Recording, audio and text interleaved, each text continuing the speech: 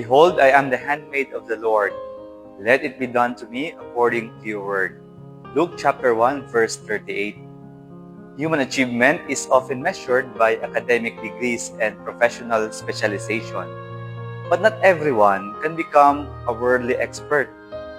The gospel offers a different kind of specialization open to all, to become experts in God.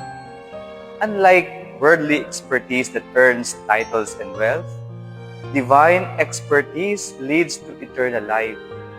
To specialize in God, in a sense, requires neither degrees nor brilliance, only the three-letter word, Y-E-S, yes. The world may belittle yes people, but in the spiritual life, saying yes is the essence of discipleship.